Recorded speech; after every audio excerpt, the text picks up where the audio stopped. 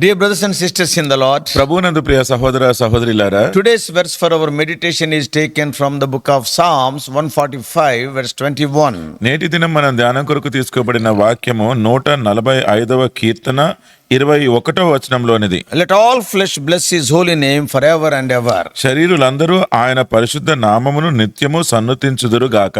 This verse is a joyful declaration of praise, both personal and universal. వ్యక్తిగతంగాను సార్వత్రికంగాను ఈ వచనము ఎంతో సంతోషదాయకంగా ఆనందముతోటి స్తుతించే వచనం. David ends this psalm by making a commitment.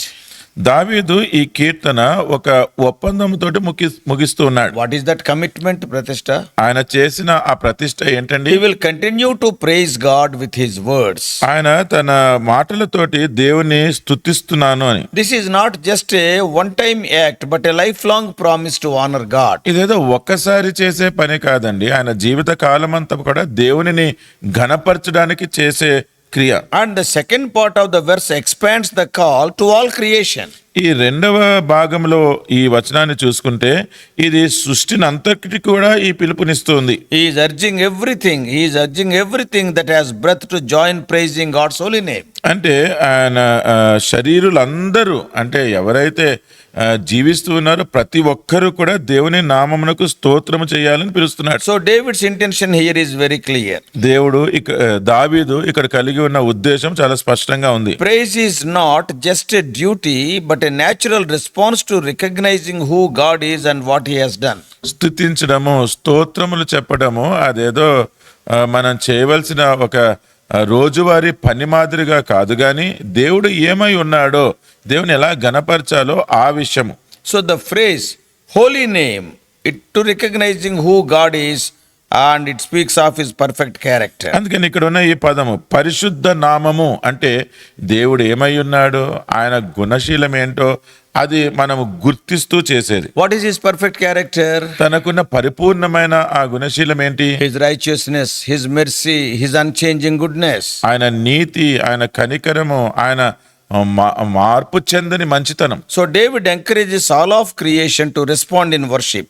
అందుకనే దావీదు సృష్టినంతటినీ కూడా దేవుణ్ణి ఆరాధించుట్లో, స్తుతించుట్లో ఏకం కమ్మని పిలుస్తున్నాడు. So showing that praise is meant to be both personal and shared by all who know God. దాన్ని బట్టి ఏం చూపిస్తున్నాడంటే దేవుడు తెలుసుకున్న ప్రతి ఒక్కరూ కూడా వారు వ్యక్తిగతంగానేమి సార్వత్రికంగా ఆయనను స్తుతించాలి. So historically seeing, చరిత్రలో గనక మనం చూస్తే David, the author of this psalm, was a man after God's own heart.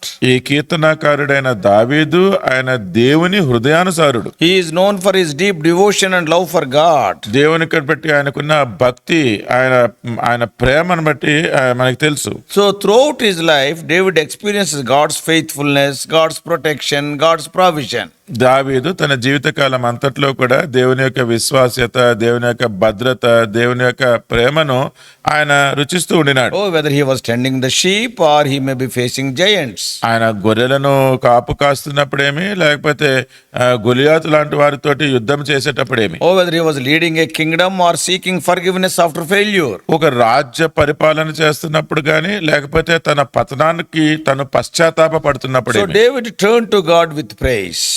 దావీదు దేవుని స్తుతిస్తూ ఆయన దగ్గరికి వచ్చేవాడు. So for the people of Israel, అందుకని ఇశ్రాయేలు ప్రజలకు this psalm would have been a call to remember God's past faithfulness and to continue praising him no matter their circumstances. దేవుని యొక్క విశ్వాస వారి జీవితాలలో అంటే గతంలో ఎలాగా అనుభవిస్తూ ఉండినారో దానిని బట్టి భవిష్యత్తులో కూడా అలాగా స్తుతిస్తూ కొనసాగాలి అని. So the community gathered to worship that would recite psalms like this one.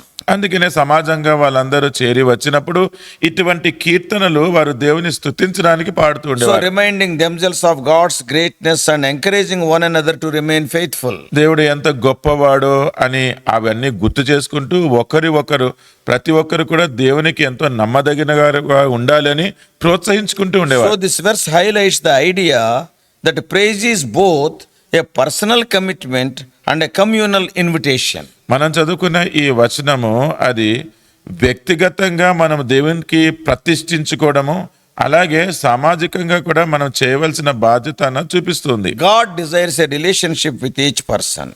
దేవుడు ప్రతి ఒక్కరితోటి ఒక సంబంధం కోరుకుంటూ ఉన్నాడు. But he also invites all creation to acknowledge his greatness. ఆయన గొప్పతనం ఏంటో ప్రతి సృష్టిలో ఉన్న ప్రతి ఒక్కరు కూడా ఒప్పుకోవాలని కూడా So కోరుతున్నాడు. David's declaration shows that praising God is more than a private act. అందుకనే ఈ దావీదు ఇక్కడ ఈ స్తుతించడంలో అది కేవలం వ్యక్తిగతమైన సంగతే అన్నది కాదు అని But చూపిస్తున్నాడు. it is something that should be shared, inviting others to see and worship the goodness of God. దేవుని యొక్క మంచితనం గురించి మనం ఆరాధన చెల్లిస్తూ ఉండాలి. దాని గురించి అందరూ దానిని పంచుకొని అందరూ కలిసి చేయవలసింది అని చెప్తూ ఉన్నాడు. So if you see from theological point of view, అందుకనే మనము థియాలజికల్ కోణంలో గనుక చూస్తే this verse reminds us that God is worthy of eternal praise. ఈ వచనము దేవుడు ఆయన ఎల్లప్పుడూ కొనియాడబడడానికి అర్హుడు అన్న సంగతి And చూపిస్తుంది. God's holiness is not just about his moral perfection, but also his uniqueness. There is no one like him. దేవుని యొక్క విశ్వాస్యత అదేదో ఆయన నైతికంగా పరిపూర్ణంగా ఉన్నాడన్నది కానే కాదు కానీ ఆయన మంటి వారు ఇంకెవ్వరూ లేరు, ఆయనే దానికి యోగ్యుడు అని తెలియజేస్తుంది. His call to praise God forever and ever shows that worship is not limited to this life.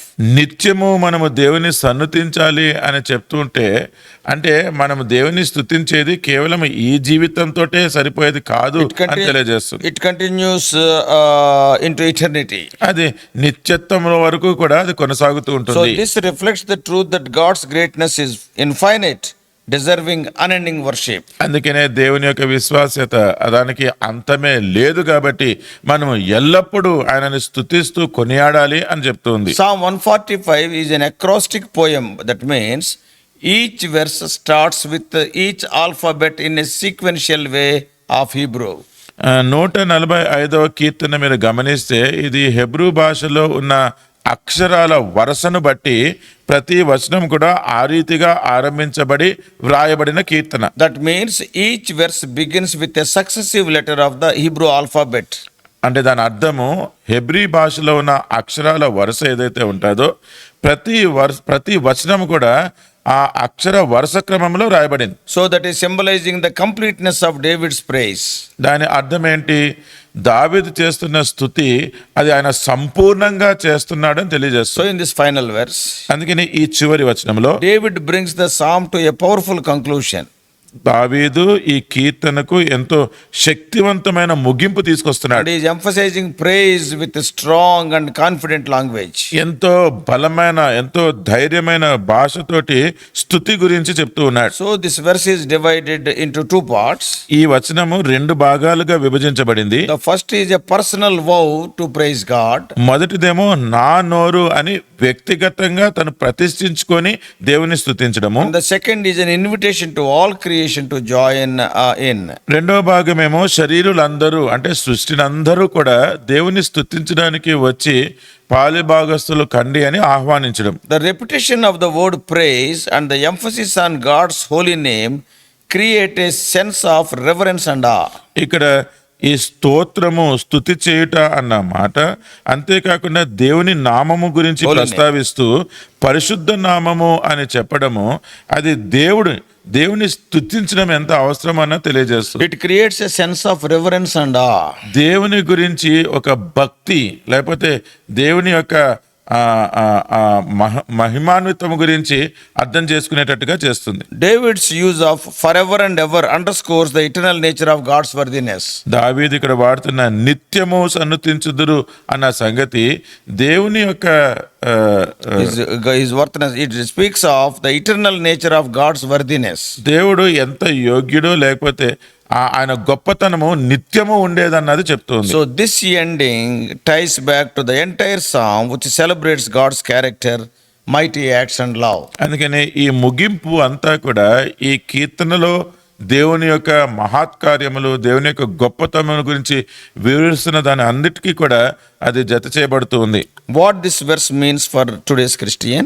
మరి ఈ వచనము ప్రస్తుతం ఉన్న క్రైస్తవుడికి ఎలాగా అన్వయిస్తుంది? So for Christians today, that is to you and to me, అంటే ప్రస్తుతం ఉన్న క్రైస్తవులు అంటే మీకు నాకు this verse is an encouragement and also a challenge.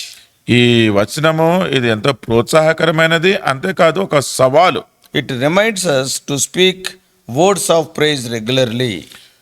ప్రతి క్షణం అంటే ఆ, మనం క్రమంగా ఈ స్తుతి మాటలు పలుకుతూ ఉండాలి అని చెప్తుంది. Not just when things are going well, but also in times of difficulty. పరిస్థితులన్నీ కూడా బాగున్నప్పుడే కాదు, కష్ట సమయంలో కూడా దేవుని స్తుతించాలి అని. Praise is a way of focusing our hearts on God's unchanging character. స్తుతించడం అంటే మన హృదయాన్ని అంతా కూడా దేవుడు మార్పు చెందని దేవుని మీద మనం దృష్టి పెట్టడం. Even when the circumstances are hard. పరిస్థితులన్నీ కూడా కష్టంగా ఉన్నప్పుడు కూడా. This verse also calls us to share our praise with others.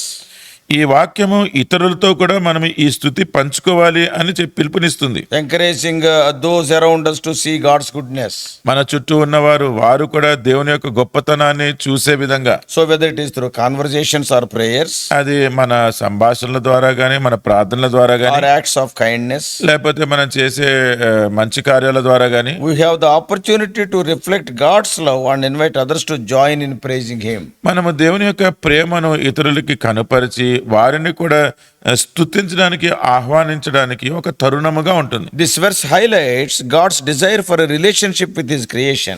ఈ వచనం గనుక మనం చూస్తే దేవుడు తన సృష్టితోటి ఎటువంటి సంబంధం కలిగి ఉండాలో దాన్ని నొక్కి చూపిస్తుంది. God is not a distant God, or He is not an uninterested God. దేవుడు ఏదో మనకి చాలా దూరంగా ఉండి మనమంటే అస్సలు ఆసక్తి లేనివాడు కాదు. He invites all of us and know Him and respond with praise. ఆయన అందరినీ ఆహ్వానించి ఆయనను తెలుసుకొని ఆయనకు స్తుతితోటి ప్రతిస్పందించాలని కోరుతున్నాడు. And this verse shows that God's love is not exclusive, it is extended to every creature. ఈ వచనం మనకి ఏం తెలియజేస్తుంది అంటే దేవుని ప్రేమ ఏదో ఒక విషయం గురించే పట్టించుకొని కాదు కానీ ప్రతి ఒక్కరికి కూడా ఆ ప్రేమ కనుపరచబడుతుంది. He is inviting everyone to experience His goodness. ప్రతి ఒక్కరూ కూడా దేవుని మంచితనాన్ని అనుభవించాలని ఆహ్వానిస్తుంది. The fact that David, who experienced both triumphs and failures, దావీదు వాస్తవంగా గనక చూసుకుంటే ఆయన విజయాలు అలాగే పతనాలు కూడా అనుభవించాడు.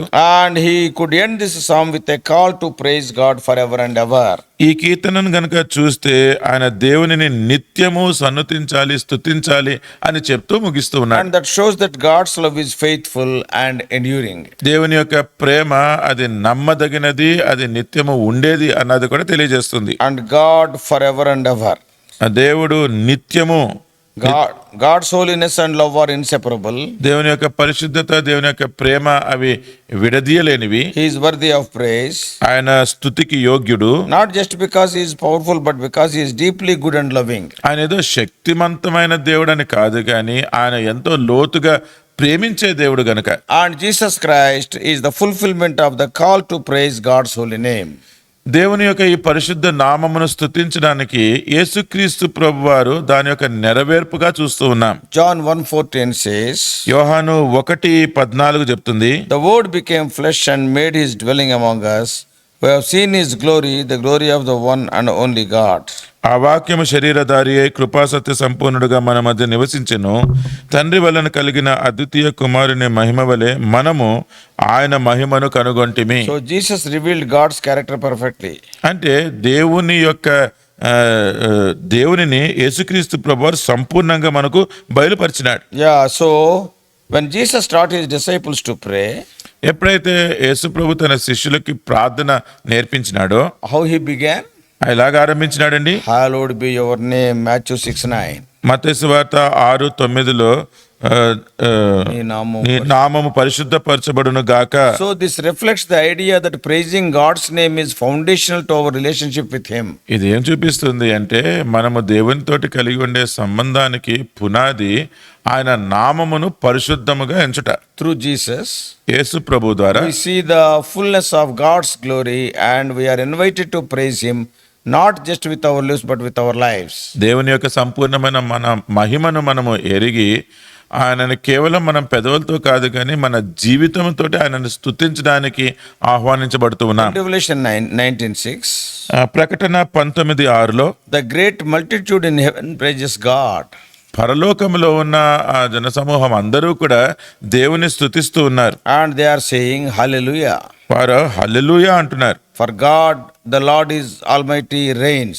ప్రభు ఆయన సర్వశక్తిమంతుడు, ఆయన He is reigning. ఆయన సర్వాధికారియు, ఆయన ఏలుచున్నాడు అని. And Jesus' victory over sin and death ensures that praise will continue for eternity. పాపం మీద, మరణం మీద యేసుక్రీస్తు ప్రభువారు సాధించిన విజయము అది ఈ స్తుతి కొనసాగుతూ ఉంటుందని He has made a తెలియజేస్తుంది. way for all who believe to him to join the eternal chorus of praise. మనమందరము కూడా ఈ నిత్యత్వంలో ఈ విధంగా స్తుతించడానికి మనమందరము కూడా దాంట్లో పాలుభాగస్తులుగా కావడానికి తెలియజేస్తుంది. Finally, చివరిగా this verse is a powerful reminder that our praise is not limited to the moment but extends into eternity. ఈ వచనం మనకి ఏం తెలియజేస్తుంది అంటే ఏదో ఆ క్షణం కొరకే మనం దేవుని స్తుతించాలి అన్నది కాకుండా అది నిత్యము ఎల్లప్పుడూ కూడా దేవుని స్తుతించాలి అని తెలియజేస్తుంది. And as we live each day, మనం ప్రతిరోజు ఏ రీతిగా జీవిస్తూ ఉన్నామో so may we be people who are quick to speak words of praise. మనము కూడా దేవుని స్తుతించే మాటలు మాట్లాడడానికి ఆసక్తి కలిగిన వారంగా ఉండాలి. And they must reflect the greatness of God's love. అవన్నీ కూడా దేవుని యొక్క గొప్ప ప్రేమను తెలియజేసేవిగా ఉండాలి. And they must be inviting others to join the joy of knowing him. అంతేకాకుండా దేవునిని తెలుసుకునే ఆ ఆనందంలో అందరినీ కూడా ఆహ్వానించేటట్టుగా ఉండాలి. May God help us. దేవుడు మనకు సహాయం చేయను గాక. Let us pray. ప్రార్థన చేసుకుందాం. Loving Heavenly Father, ప్రేమ కలిగిన పరలోకపు our తండ్రి, gracious God, మా కృప కలిగిన దేవ, you are worthy of all our worship. మా ఆరాధనలకు యోగ్యుడు మీరు. Oh Lord, some of us may not be feeling well. ఓ ప్రభా, మాలో కొంతమంది మేము ఆరోగ్యము లేకుండా ఉండొచ్చు. Some of us may be facing some problems. కొంతమంది మేము సమస్యలు ఎదుర్కొంటూ ఉండొచ్చు. Yet you are oh Lord, worthy of our worship. అయినప్పటికీ దేవా, మీరు మా ఆరాధనలకు యోగ్యుడైన దేవుడు. Help us to bear everything, oh Lord, having the love of Christ, knowing that you are all powerful. మీరు సర్వశక్తిమంతులైన దేవుడు అని, యేసుక్రీస్తు వారి ప్రేమను బట్టి వీటన్నిటినీ కూడా సహిస్తూ మిమ్మల్ని స్తుతించడానికి సహాయం చేయండి. In Jesus' precious name we pray. యేసుక్రీస్తు ప్రభు వారి ప్రశస్తమైన నామములో ప్రార్థిస్తున్నాము తండ్రి. Amen. Amen. God bless you all.